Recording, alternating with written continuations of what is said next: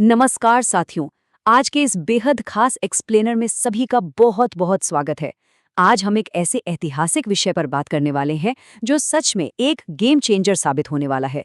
भारत की 2027 की डिजिटल जनगणना। जी हाँ, पहली बार ये पूरी तरह से डिजिटल होने जा रही है। अगर हम इस प्रक्रिया को अच्छे से समझ लें तो यकीन मानिए आम नागरिकों और सरकारी तंत्र दोनों का काम बहुत ही आसान हो जाएगा। तो चलिए बिना किसी देरी के इस ऊर्जा से भरे सफर की शुरुआत करते हैं। आइए जल्दी से एक नजर डालते हैं कि आज हम किन अहम बिंदुओं पर चर्चा करने वाले हैं। पहला है 2027 का जनगणना मिशन। दूसरा, शिक्षकों के लिए खास निर्देश। तीसरा, पोर्टल तक कैसे पहुंचें।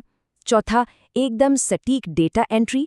और पांचवा और सबसे जरूरी, एन्यूमरेशन आईडी सुरक्षित करना। तो चलिए पहले भाग से शुरुआत करते हैं। 2027 का जनगणना मिशन, जो कि भारत की पहली पूरी तरह से डिजिटल जनगणना है। अब यहाँ एक बड़ा ही दिलचस्प सवाल दिमाग में आता है। आखिर शिक्षकों और सरकारी कर्मचारियों को ही इस स्वगणना प्रक्रिया में सबसे आगे क्यों रखा गया है? देखिए, शिक्षक समाज के सबसे जागरूक और जिम्मेदार वर्गों में से एक माने जाते हैं। अगर वो आगे आकर इस डिजिटल स्वगणना को समय पर पूरा करते हैं तो वो पूरे समाज के लिए एक बेहतरीन मिसाल कायम करेंगे, है ना? जरा इस टाइमलाइन पर गौर कीजिए, ये समझना बहुत जरूरी है।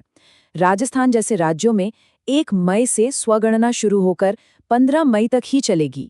मतलब सिर्फ 15 दिन का एक बहुत ही छोटा सा समय है हमारे पास। इसके ठीक बाद 16 मई से 14 जून तक मैनुअल गिनती करने वाले प्रगणक घर घर जाकर डेटा इकट्ठा करेंगे।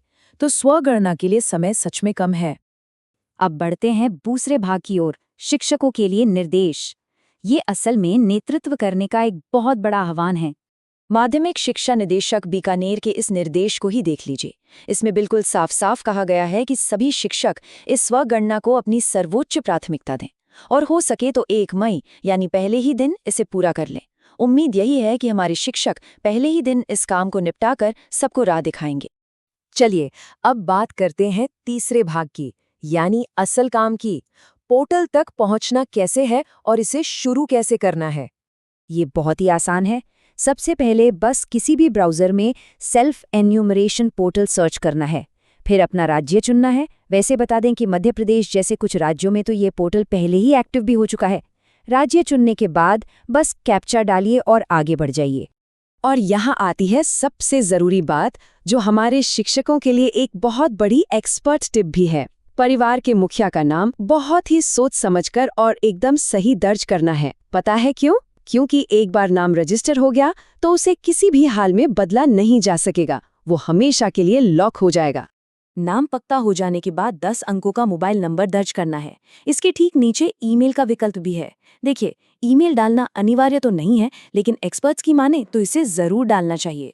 इससे होता यह है कि जो फाइनल आईडी है वो सीधे इनबॉक्स में सुरक्षित रूप से आ जाती है। बस फिर ओटीपी डालकर इसे वेरीफाई कर लेना है। अब आते हैं चौथे और सबसे अहम हिस्से पर, त्रुटिहीन डेटा एंट्री, ताकि बाद में कोई मैनुअल फॉलोअप न झेलना पड़े। स्वगणना पोर्टल के अंदर मुख्य रूप से इन 5 श्रेणियों में जानकारी देनी होती है। लोकेशन का विवरण, मकान की डिटेल्स, सामान्य जानकारी, घर की सुविधाएं और आखिर में घर की संपत्तियां। और ये पॉइंट देखिए, ये बहुत ही शानदार तरीके से समझाता है कि सटीक लोकेशन होना क्यों जरूरी है। जब सिस्टम जीपीएस पुष्टि मांगता है और हम एकदम सही लोकेशन देते हैं तो डेटा सीधे स्थानीय प्रगणक तक पहुंच जाता है। लेकिन अगर लोकेशन गलत हुई तो सारा डेटा खो जाता है और फिर मजबूरन फील्ड वर्कर को घर आकर पूरी मैनुअल गिनती करनी पड़ेगी।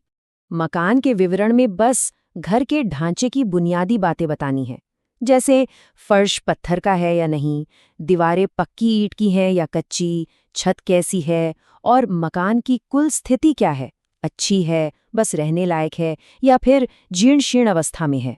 इसके बाद सामान्य जानकारी की बारी आती है। इसमें परिवार के कुल सदस्य, विवाहित दंपतियों की संख्या, मुखिया की जानकारी और घर के मालिकाना हक के बारे में बताना है। यहाँ एक बात बिल्कुल मत भूलिएगा, जब रहने वाले कमरों की गिनती की जाए तो उसमें रसोई और बाथरूम को बिल्कुल नहीं गिनना है। सुविधाओं वाले हिस्से में कुछ नियम बड़े ही दिलचस्प हैं। अगर पीने का पानी घर के बाहर है तो गांव वालों के लिए 500 मीटर और शहर वालों के लिए महज 100 मीटर के दायरे को ही निकट माना जाएगा।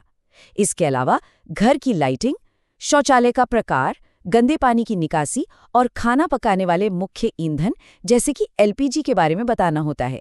संपत्तियों वाले हिस्से में बस ये बताना है कि घर में कौन-कौन सी इलेक्ट्रॉनिक चीजें हैं, जैसे रेडियो, टीवी, इंटरनेट या मोबाइल फोन। घर में कौन से वाहन हैं और परिवार में मुख्य रूप से कौन सा अनाज खाया जाता है। ये सब बहुत ही बेसिक जानकारी है। सब कुछ भरने के बाद एक पूर्वावलोकन यानी प्रीव्यू का पेज आता है और सच मानिए इसे एक फाइनल वार्निंग की तरह लेना चाहिए। यहीं पर सारा डेटा ध्यान से चेक करना है। अगर कुछ भी बदलना है तो यही मौका है, क्योंकि एक बार फाइनल सबमिट बटन दब गया तो उसके बाद डेटा में कोई भी बदलाव नहीं हो सकेगा। अब हम अपने आखिरी और सबसे रोमांचक पड़ाव पर आ गए हैं, एन्यूमरेशन आईडी सुरक्षित करना। असल में यही तो हमारे मिशन की असली सफलता है। ये सेल्फ एन्यूमरेशन आईडी आखिर है क्या? ये एक यूनिक नंबर है, एक तरह का आपका डिजिटल प्रमाण पत्र जो एसएमएस या ईमेल पर आता है और ये साबित करता है कि डिजिटल जनगणना सफलतापूर्वक पूरी कर ली गई है। इस आईडी का जादू जरा देखिए। जब 16 मई के बाद फील्ड स्टाफ वेरिफिकेशन के लिए आए तो बस उन्हें ये आईडी दिखानी है और काम खत्म, तुरंत सत्यापन हो जाएगा। लेकिन जरा सोचिए, अगर ये आईडी नहीं हुई तो प्रगणक को एक एक सवाल दोबारा पूछकर शुरू से पूरी मैनुअल गिनती करनी पड़ेगी। कितनी परेशानी होगी। और इस पूरी प्रक्रिया की सबसे हैरान करने वाली बात पता है क्या है? ये पूरा ऑनलाइन काम निपटाने में मुश्किल से 15 मिनट लगते हैं। जी हाँ, सिर्फ 15 मिनट। ये 15 मिनट भविष्य में होने वाली घंटों की कागजी कार्रवाई और फील्ड वर्कर्स की भारी मेहनत को बचा सकते हैं।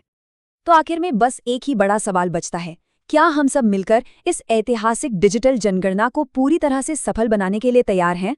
खासकर हमारे शिक्षकों और सरकारी कर्मचारियों के लिए तो ये एक शानदार मौका है कि वो पहले ही दिन इसे पूरा करके पूरे समाज का मार्गदर्शन करें।